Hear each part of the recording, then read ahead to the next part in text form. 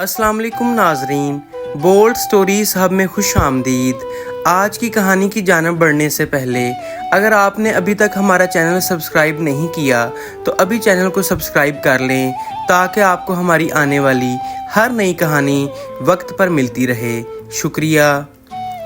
मुझे मस्जिद में एतकाफ़ में बैठे 5वां दिन था और कारी उमर साहब बिला नागा मेरी ले रहे थे।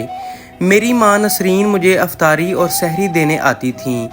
एक दिन कारी साहब ने जब मेरी माँ को मुझे खाना देते देखा तो बाद में मुझे बोले, यासर तेरी माँ का क्या नाम है? मैंने कहा नसरीन नाम है। कारी साहब बोले, यासर तेरी माँ बहुत हसीन है, उसका जिस्म बहुत ज़्यादा गर्म दिखाई देता है।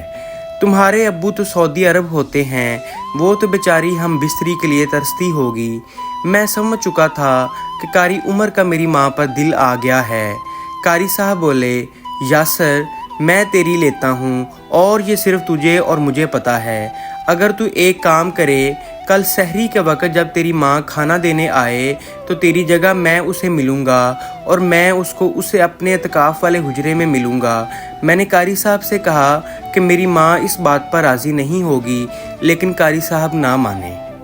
मेरी माँ मस्जिद के अकबी दरवाजे से आती थी जो कारी साहब के हुजरे में खुलता था। अगली सुबह कारी साहब ने मुझे अपनी जगह भेज दिया और ख़ुद मेरी जगह पर आ गए। हमारे दरमियान सिर्फ एक पर्दे का ही फ़र्क था। मेरी माँ जब आई तो उसने पर्दा उठाकर खाने वाली ट्रे अंदर रख दी, मगर वहाँ कारी उमर लेटा हुआ था। माँ बोली, कारी साहब यासर कहाँ है? तो कारी साहब बोले, आओ तुम बैठो, वो भी आता होगा। माँ उस चादर के अंदर बिस्तर पर बैठ गई। कारी मेरी माँ की तारीफ़ें करना शुरू हो गया, जिस पर माँ ने कहा कि कारी साहब ये आप किस तरह की बहकी बहकी बातें कर रहे हैं। इतने में कारी ने हाथ पकड़कर अपनी तरफ खींचा और माँ को बिस्तर पर लटा दिया। मैंने थोड़ा सा पर्दा हटाकर देखा तो कारी उमर ने मेरी माँ को लटाया हुआ था और उनके पुश्तान दबा रहा था।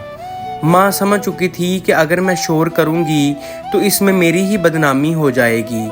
माँ बोली, ठीक है, जल्दी से कर लो जो तुम करना चाहते हो, कहीं यासर ना आ जाए। अब कारी साहब मेरी माँ के पुस्तान चूस रहा था और उसके बाद कारी साहब ने मेरी माँ के होंठ चूसने शुरू कर दिए और मेरी माँ कारी साहब की शलवार का नाड़ा खोल रही थी। कारी साहब बहुत मज़े में थे और मेरी माँ कारी साहब के उज़्वे तनासुल को चूस रही थी। अब कारी साहब ने वो कर डाला जिसकी उम्मीद नहीं की जा सकती थी। उन्होंने उसके साथ हम बिस्तरी कर ली और मेरी माँ दर्द के मारे चीखें मार रही थी। मेरी माँ फुल मज़े ले रही थी। 10 मिनट के बाद कारी साहब मेरी माँ से फारुग हुए और माँ को कहा, जाओ कल रात खाना लेट लेकर आना, तसल्ली से तुम्हारी मालिश करूँगा। अगली रात जब माँ खाना लेकर आई तो यासर तुम कारी साहब के हुजरे में चले जाना, मैं 10 बजे वापस आऊँगी। कारी साहब ने मुझे कुछ शरई मसाइल समझाने हैं। मैं मुस्कुरा दिया और माँ भी मुस्कुराने लगी। इसके बाद कारी साहब वापस पेशावर चले गए और मेरी माँ आज भी उनको याद करती है।